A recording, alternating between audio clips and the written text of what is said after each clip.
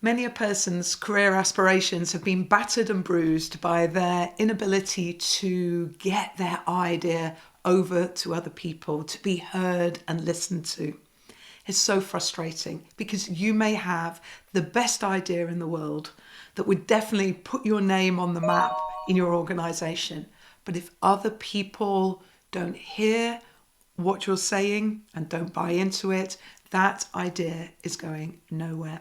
In this video, I'm going to share 3 simple strategies that you can use that will automatically improve your communication impact and make sure that you're listened to.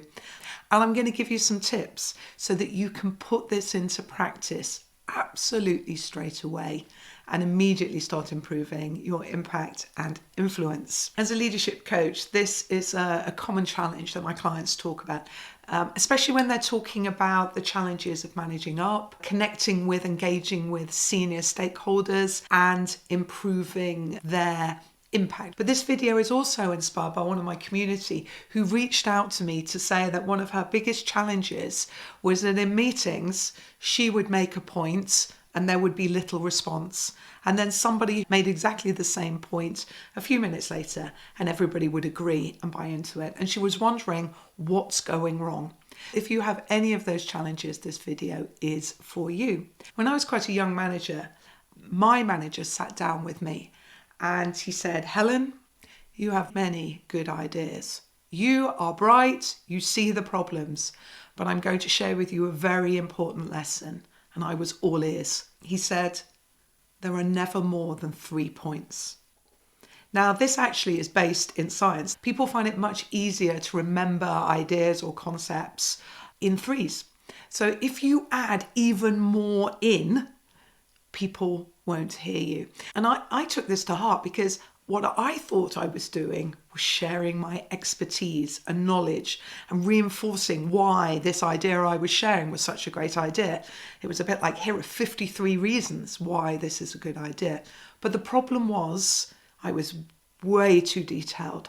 I was in the weeds of all this knowledge and losing my audience who didn't need to know everything about the point I was sharing. They needed to hear very clearly the key points. So I adopted this approach and oh my goodness, what a transformation. Suddenly I realized that I was being listened to. My arguments, my ideas and my plans began to gain traction. People were listening to me. So I'm going to give you 2 tips to always be ready with the power of 3. The first is in meetings, make sure you prepare. Make sure you schedule times before meeting. Don't go in blind, because if you go in blind, you're going to be thinking and speaking at the same time. And almost definitely that will undermine the clarity of the point you are trying to make. So give yourself some time before the meeting, maybe 15 minutes, to get clear on what your role is and what do you think about this topic. Where are you going to add value? What are the key issues or risks or ideas you have to help solve the problem in this meeting that you're attending? By thinking about it before, you will automatically structure your thoughts. And when it comes to talking about them, you will be clearer. But you can't always be prepared for every situation and suddenly have your 3 points. So this is my second tip. When you're in a meeting and the discussion is going, be active in your listening. When a question has been asked, take a moment, maybe even write down what your 3 points are. I used to mind map, I still do, because in doing that, I would just for a couple of seconds structure my argument or my point that I was about to share. Automatically, you are creating a narrative that people find much easier to follow. So rule number 1 of speaking clearly is there are never more than 3 points, and be prepared. Keep yourself conscious and active, and even take a note so that you are already structuring your thoughts. It will improve the clarity, but what you'll also find is it'll improve your confidence of how you deliver it. Now, confidence is a very interesting thing because when people speak with confidence, other people believe them more. There is a way in which you speak which builds trust and credibility.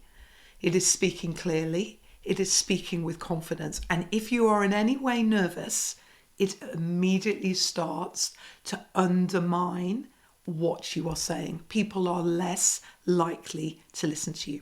So I want you to think about a confidence-ometer. 1 would be very introverted, very nervous, very withdrawn. And 10 would be out there, massively confident jazz hands. And I want you to think, where do you naturally sit on that scale? Are you in the upper end or are you further down? Recognizing if you're a bit nervous, you'll probably move down a little bit, because a lack of confidence tends to show in your body language. So wherever you naturally are, I want you to think not about going for 10 jazz hands, which will make you feel positively uncomfortable, but moving up like 1 or 2 steps. So in order to do that, a tip is, when it's your time to speak, sit up straight and speak clearly. And as you do, if you are in a meeting room with other people, look around the room at the people. What will happen as you do that is you'll see a nodding head. It'll make you feel good. You will gain contact and connect with the other people in the room. And that confidence makes whatever your point is more believable. If you're in a video conference meeting, what I want you to do is, when it comes to making your point, don't look at the slides, don't look at everybody else, look straight into the camera. And now that feels a bit like, tapping your head and rubbing your stomach, but it is so powerful because it means that you are looking at them and you get a level of connection. There's a lot of friction in video conference. What you're aiming to do is connect as best you can. That tip alone will make you seem more confident, it will give you more impact, and your audience will read that, and it gives emphasis and amplifies whatever it is you're saying, as long as you are expressing it clearly. Recognizing where you are on your confidence-ometer and just pushing yourself a little, and then focusing on whoever you're talking with, makes all the difference. You would not believe how often people miss it, but it just makes that connection in a world where people are craving to connect with other people. So you're now being clear. There's only 3 points. It's guiding how you speak. You've upped yourselves up on the confidence-ometer and are focused on your audience. There's one more strategy that makes a big difference. Many times when people present or share an idea, they share the detail of the idea. This is how it works. This is when we'd need to do it by. And again, we get into sharing our expertise. We want people to have confidence in that plan. So it's very easy to overemphasize the detail in the plan. But it's missing a vital point.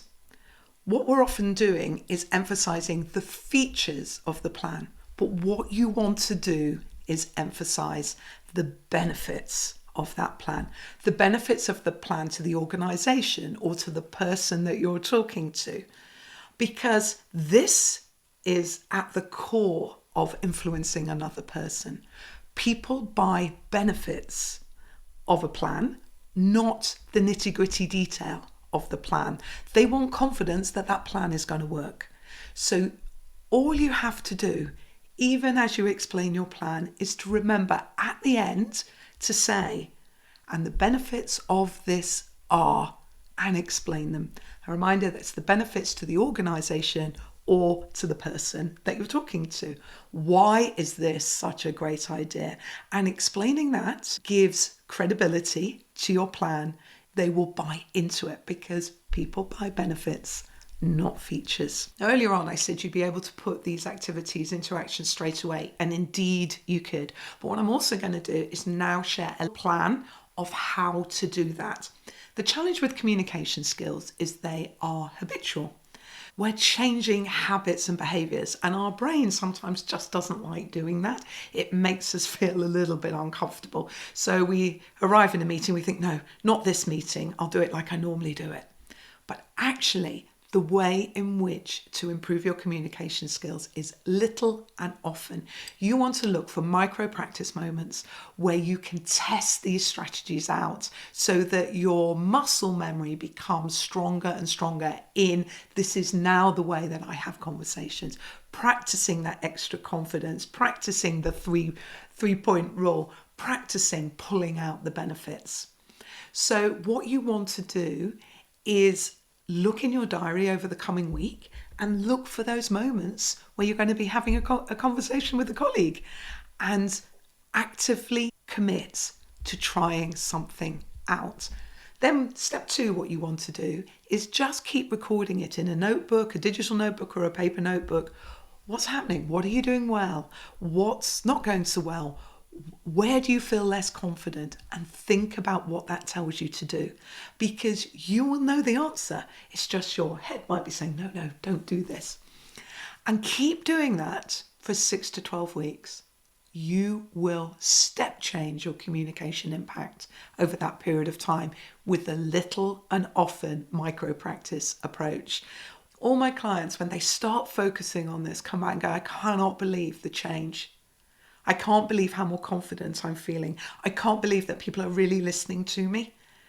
And they're simple changes, but you have to practice. You have to put yourself out there and have a go. And you know what? Nobody will know you're practicing.